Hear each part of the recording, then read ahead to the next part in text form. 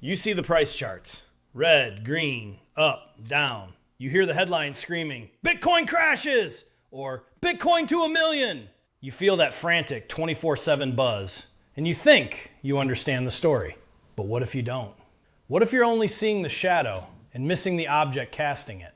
The truth is, the price is the least interesting thing about Bitcoin. And the world's largest financial institutions are just now starting to wake up to what it's truly for. For the next few minutes, let's do what the professionals are doing. Let's forget the price. Let's talk about the revolution hiding in plain sight. This isn't about speculation. It's about rebuilding the very foundations of global finance. We're going to talk about Bitcoin's true purpose, to become the unstoppable global settlement layer. Unstoppable not because of hype, but because settlement finality doesn't roll back. That will redefine how value moves for generations to come. For over a decade, the world has been hooked on one question. What's the price of Bitcoin? It's a fair question, but it's also a powerful distraction. It's like asking the price of a single brick while ignoring the skyscraper being built. This obsession has created an illusion that Bitcoin is just a speculative asset, a digital casino chip. Now, a more sophisticated take is that Bitcoin is digital gold. This is a powerful but ultimately incomplete chapter of the story. Like gold, it's provably scarce. There will only ever be 21 million Bitcoin. It's durable, and it lives outside the control of any single government or corporation. That makes it a powerful store of value. But here's the trap. The digital gold story implies Bitcoin is a passive asset. Gold just sits there.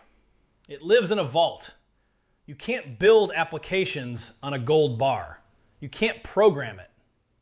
Gold is valuable, but it's dormant. Bitcoin, however, is both a store of value and a protocol for transferring that value.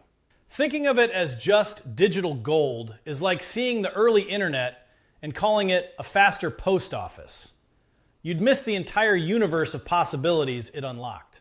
The real story isn't that Bitcoin is a new asset. It's that it's a new system. To understand how big of a deal this is, we first have to look at the system we all use today, the hidden plumbing of global finance. And that system is about to show its age.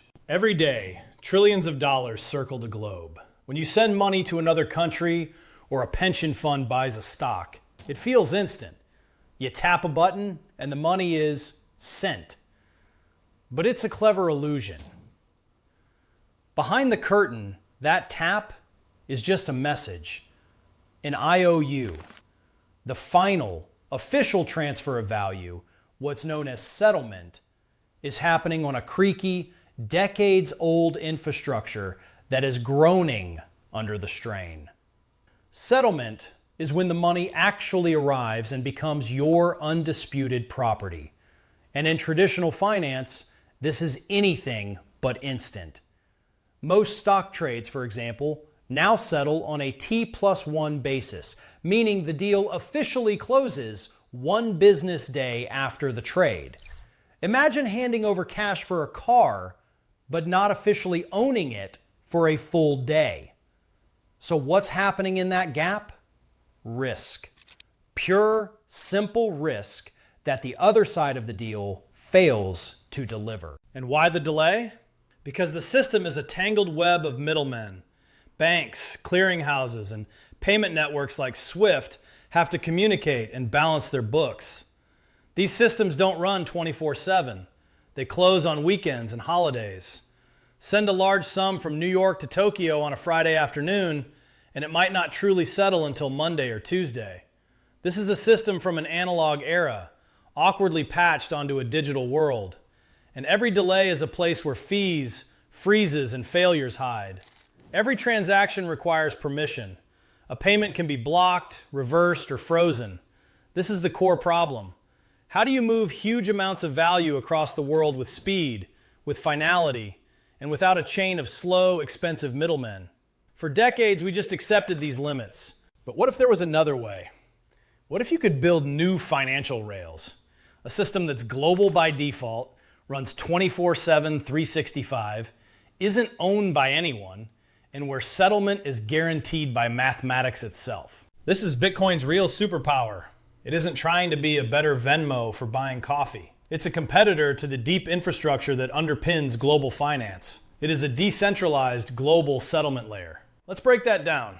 A settlement layer is the bedrock. It's the final source of truth where transactions become irreversible. The Bitcoin blockchain is exactly this, a public, unchangeable ledger secured by a global network of computers. Here's why that changes everything. First, finality. In the old system, a central authority declares a transaction settled. In Bitcoin, finality is achieved through proof of work. Once a transaction is confirmed and buried under a few more blocks, a process taking about an hour, it is practically irreversible. Undoing it would require rewriting the ledger across the entire planet. Second, neutrality. There is no CEO of Bitcoin, no headquarters, no off switch. Because the network is run by thousands of participants, no single entity can unilaterally change the rules, freeze funds, or block a valid transaction. If a transaction follows the protocol's rules, it goes through, period. This makes it the world's first truly neutral financial rail. Third, 24/7, 365 operation. The Bitcoin network has operated with over 99.98% uptime for more than 15 years. It doesn't take weekends off. It settles value at 3 a.m. on a Sunday just as reliably as it does at 9 a.m. on a Monday. Now I know what you're thinking, but isn't Bitcoin slow and expensive? This is where we must distinguish the tool from the job. The Bitcoin base layer, the settlement layer, is the freight rail system of money. You don't use a massive freight train to deliver a pizza. You use it to move heavy, important cargo across continents with maximum security. It's built for finality, not frequency. For the pizza deliveries, the small everyday payments, we have layer 2 solutions like the Lightning Network. These are the local delivery vans. They are built on top of Bitcoin and allow for nearly instant, nearly free transactions by bundling thousands of small payments off-chain and using the main blockchain for one large final settlement. You get the best of both worlds, high-speed transactions anchored to the unmatched security of the Bitcoin settlement layer. This isn't just a theory anymore, and the proof is coming from the very institutions that built the old system. For years, this vision was a niche theory. Now it's becoming a quiet reality, unfolding in a story of institutional adoption. The first chapter was the launch of spot Bitcoin ETFs. These created a regulated bridge connecting the old world of finance to this new asset. But the ETFs weren't the destination, they were the gateway. The next chapter is about what's happening now. Instead of just getting price exposure, some of the world's largest financial firms are building infrastructure to use the asset itself.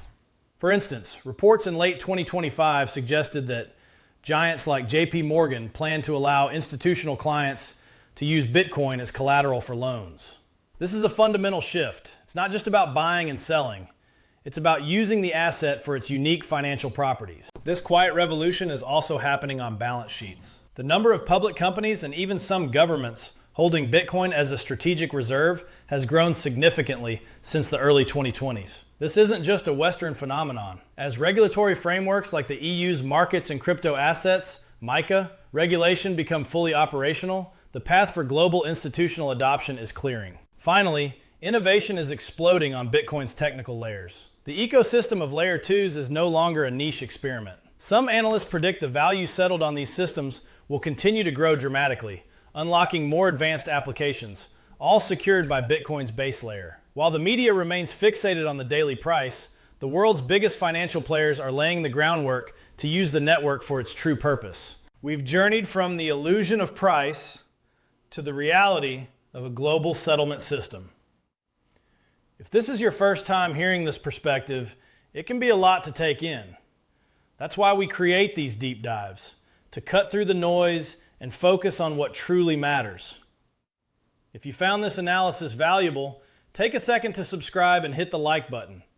It lets us know you want more content that goes beyond the hype. For over a decade, we've been told a story about Bitcoin, a story of price, speculation, and digital gold.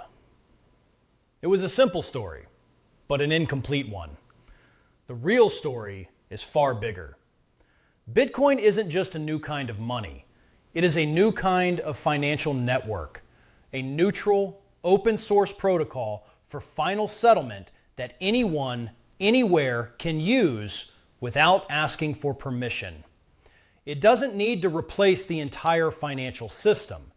Instead, it offers a powerful, decentralized alternative for its most vital function: the final, authoritative settlement of value.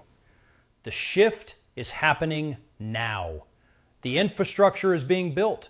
Institutional capital is being integrated. The technology is evolving. The next time you see the price of Bitcoin flashing on a screen, remember what you've learned.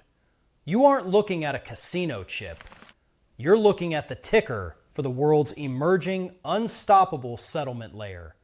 You're looking at its real superpower. So here's a question for the comments. Now that you understand the difference between Bitcoin as a payment network versus a settlement layer, what do you think is the biggest obstacle to it being widely adopted for this purpose? Share your thoughts below.